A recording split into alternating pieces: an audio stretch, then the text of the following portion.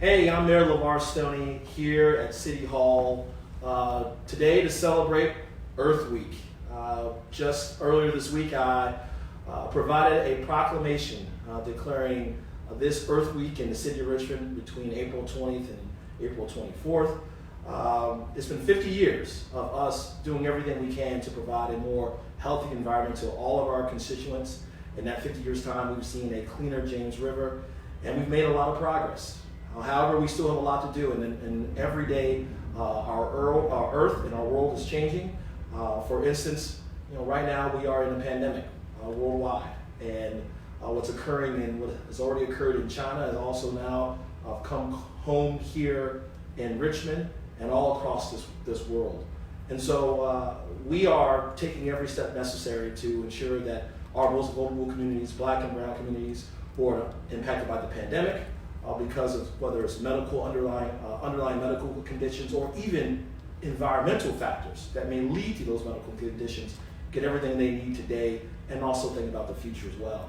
And in terms of the environmental factors, we know that climate change has a disparate impact as well on Black and brown communities. And so when I launched RVAgreen2050, I wanted to ensure that we capture the root of the causes of the injustices that have occurred in communities all across the city of Richmond and beyond to ensure that they can live a high quality life in the city of Richmond moving forward. And that means us tackling climate change head on. So everything from the infrastructure we plan and repair to how we go about planning housing moving forward, we have to take all those factors in consideration, all those climate factors in consideration as we move forward towards 2050. And also cut our emissions where necessary as well. That's what RVAgreen2050 is all about.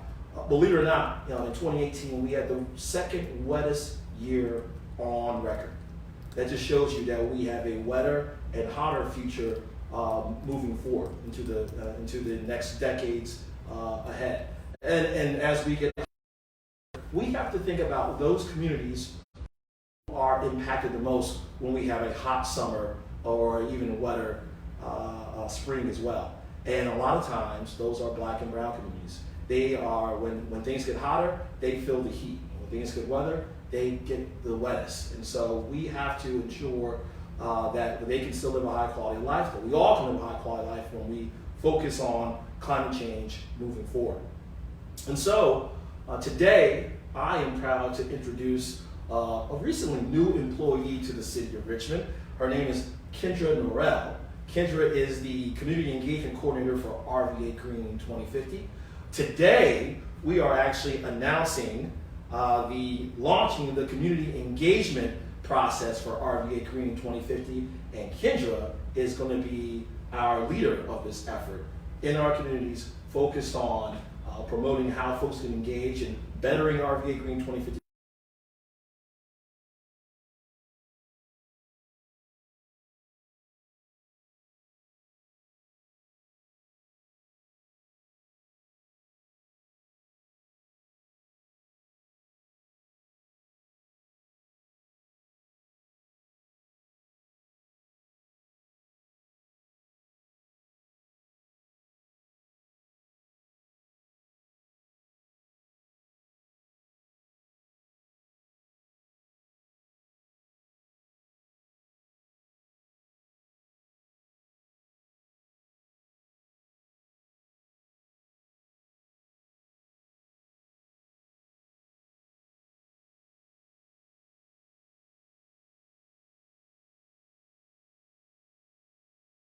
A lot of communities in the city of Richmond and working with conservation and sustainability in mind, and just sort of engaging with a lot of the high school students on these kinds of topics. Okay, all right. So Richmond bred and born, and with a background in the city of Richmond, working with some fine nonprofit organizations as well, inspiring our youth here in the city too, and now a public servant too, right here working in city government. So we are in the middle of a worldwide pandemic, and people are wondering why today we're not necessarily talking about the pandemic, even though you can hear the horns outside on Broad Street of folks, trying to rally where they should be home.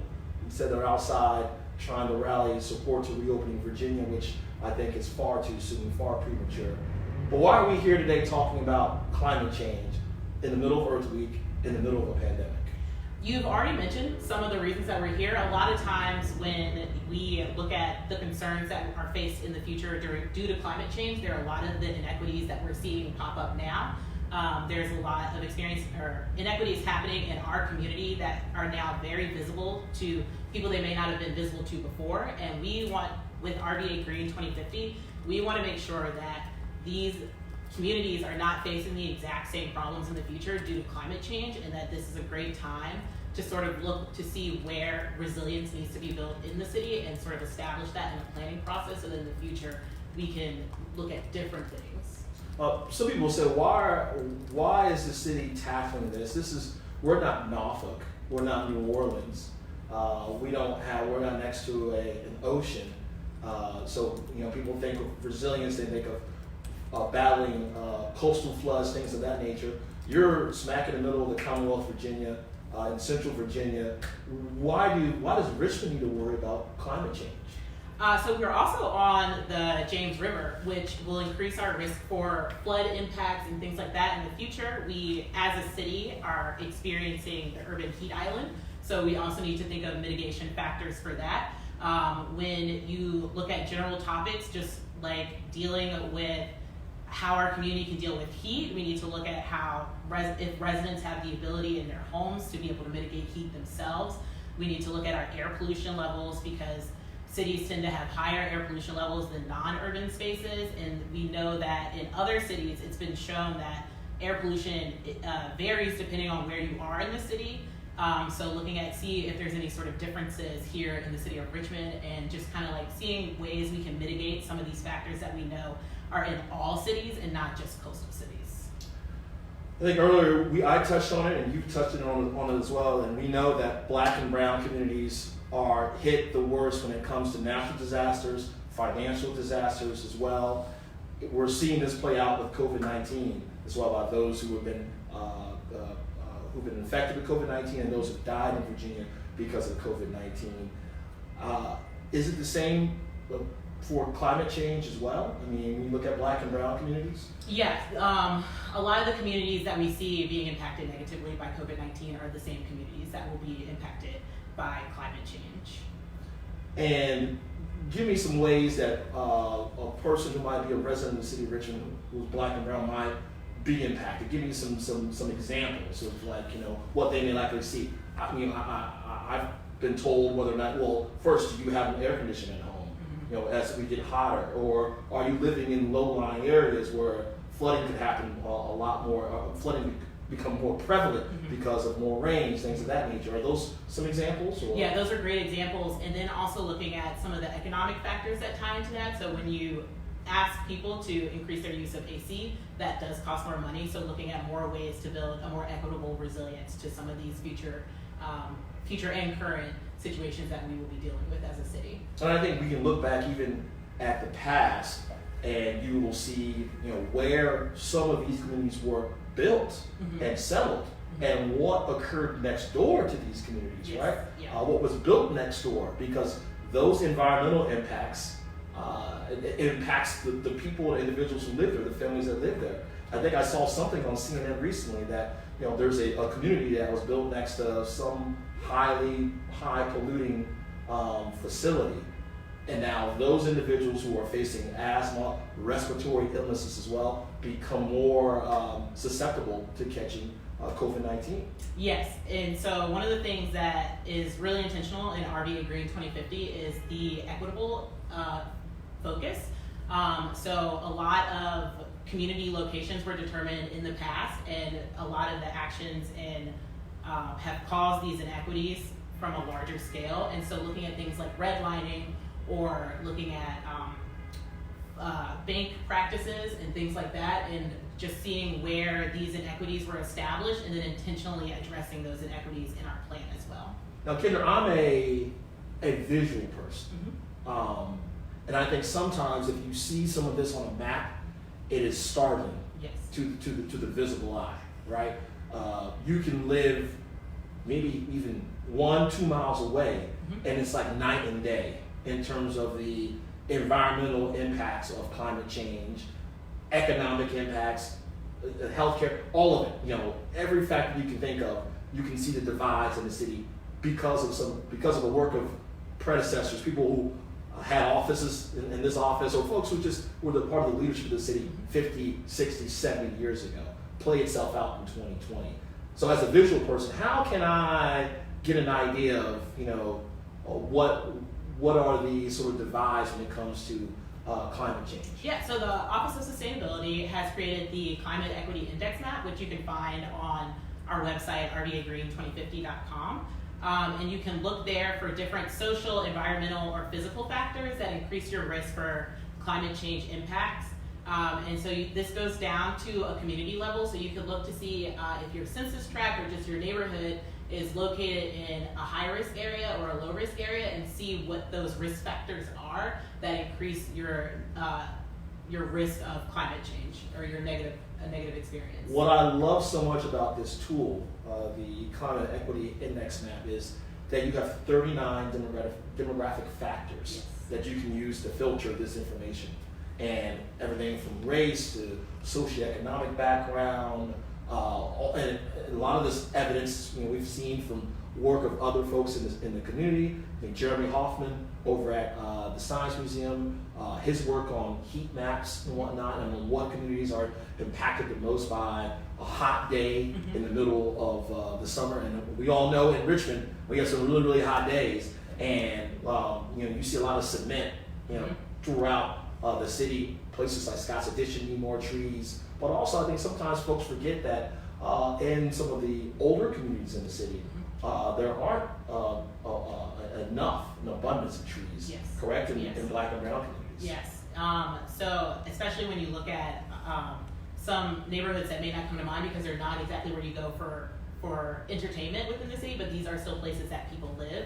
And so we need to make sure those are also being addressed in the similar fashion that our entertainment section is. I know Richmond loves its trees. I mean, it's we love our trees. Some people don't love the trees as well. We get those calls as well, but they are, I think, valuable in keeping our residents cool. Yes. But also they contribute to a high quality of life as well. And I think that's what folks miss about this equity discussion in RVA Green 2050.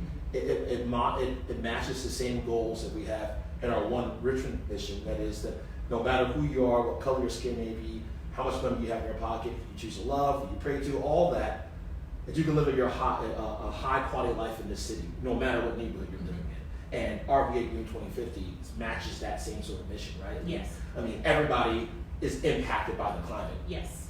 Even if you don't believe in science, you're also impacted by the climate. Yes. I mean, I don't know how else I can say that. So you guys are building in interactive tools into your work and your public engagement work on RVA Green 2050. Can you tell me a little bit about the interactive planning process, particularly in this new normal we have, where we can't necessarily be in rooms with more than 10 people? You shouldn't be in rooms at all, actually. You should be at home. But how are we going to use some of these virtual tools now to get the process to the people? Yeah, so we're launching our virtual ambassador program, and this is a great opportunity for people in the city of Richmond who want to engage in this process to learn about the intersections between climate, health, and equity, and how you can share that information with your communities, how you can get feedback from your communities, and then just participate in the planning process for RVA Green 2050 and just kind of help us plan the direction of the city of Richmond in this sort of kind of engagement. So you can find all of that information on our website, and we will have videos posted that help you walk you through the process of digital engagement and how to communicate about climate change and everything like that. So we're really excited to launch this process, but we also are aware that this sort of virtual process is not the most equitable kind of engagement, and we are constantly updating our engagement process just to make sure that we are meeting the needs of all of the residents of the city of Richmond.